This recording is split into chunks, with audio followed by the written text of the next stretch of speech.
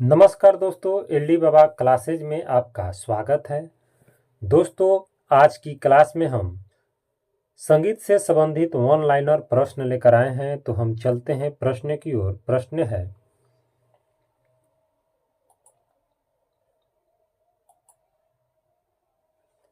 प्रश्न है कि संगीतांजलि ग्रंथमाला के लेखक हैं। संगीतांजलि ग्रंथमाला के लेखक कौन हैं? तो संगीतांजलि ग्रंथमाला के लेखक जो हैं वो हैं पंडित ओंकारनाथ ठाकुर।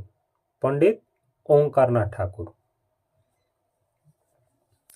अगला प्रश्न है कि विदुषी सितारा देवी किस विद्या की कलाकार थी?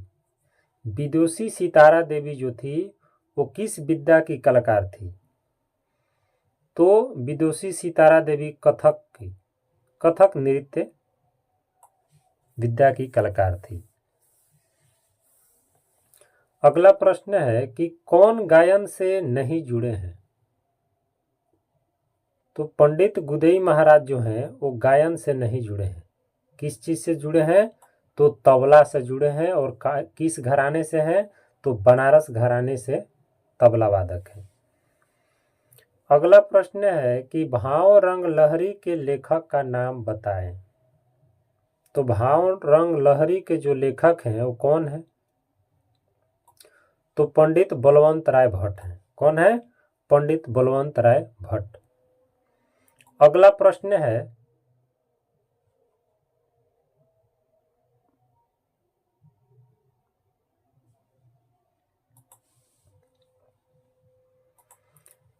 कि विदुषी प्रेमलता शर्मा प्रसिद्ध मानी जाती है।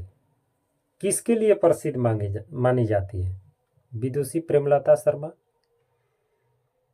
तो संगीत शास्त्री। किससे?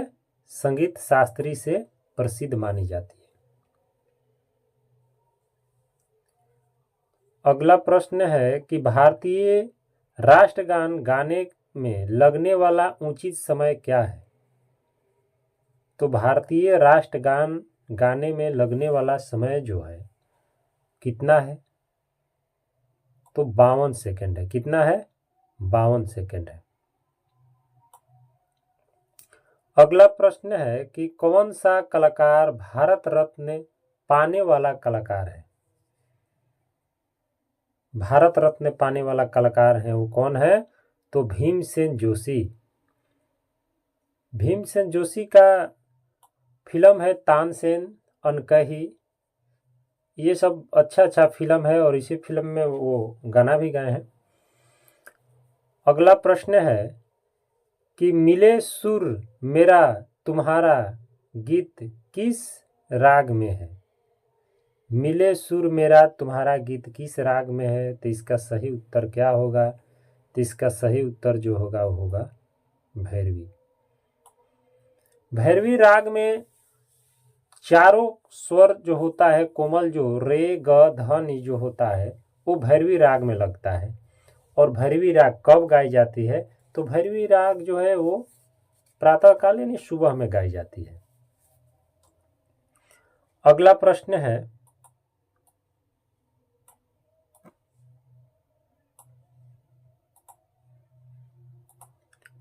प्रश्न है कि साहित्य संगीत एवं कला विहीन मनुष्य को शास्त्रों में किसकी संज्ञा दी गई है? कह रहा है कि साहित्य संगीत एवं कला विहीन मनुष्य को शास्त्रों में किसकी संज्ञा दी गई है? तो शास्त्रों में पूंछ विहीन पशु की संज्ञा दी गई है। किसकी दी गई है? तो पूंछ विहीन पशु की संज्ञा दी गई है। अगला प्रश्न है कि चैती किस माह में गाई जाती है? चैती जो है वो किस माह में गाई जाती है? तो अभी चैत का महीना चल रहा है तो चैती चैत में ही गाई जाती है। कब गाई जाती है? चैत में। अब इसे एक प्रश्न याद आया कि ऋतु गीतों का नाम बताएं। अगर आ गया प्रश्न तो आप क्या करेंगे? अगर प्रश्न आ गया कि ऋतु गीतों का नाम बताएं तो आप क्या करेंगे? ऋतु गीत कितने हैं? तो ऋतु गीत 2 हैं। ऋतु गीत कितने हैं? तो ऋतु गीत दो ही माने जाते हैं। कौन कौन माने जाते हैं? कौन कौन माने जाते हैं ऋतु गीत?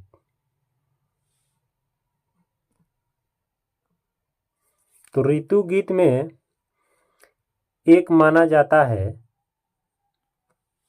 चैत, एक माना जाता है चैत और एक माना जाता है फागुआ, एक माना जाता है फागुआ।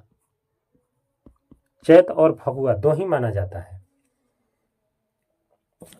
अगला प्रश्न है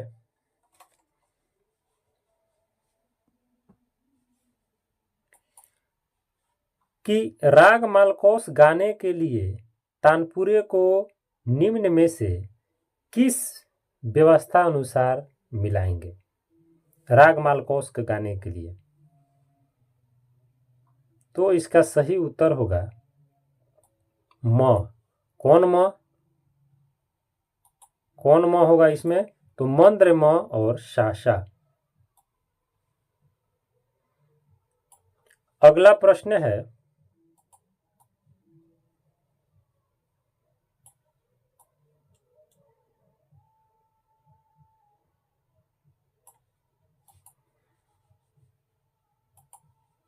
कि रामायण काल की रचना लगभग कब मानी जाती है?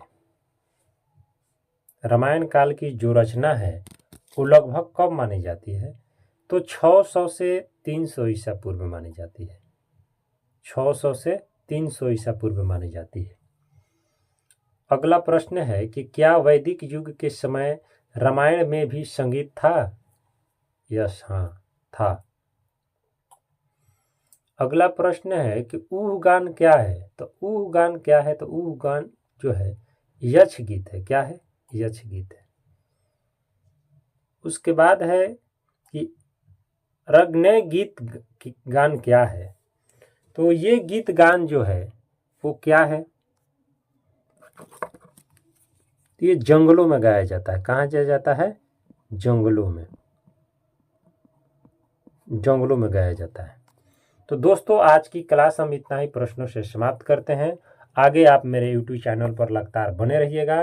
धन्यवाद।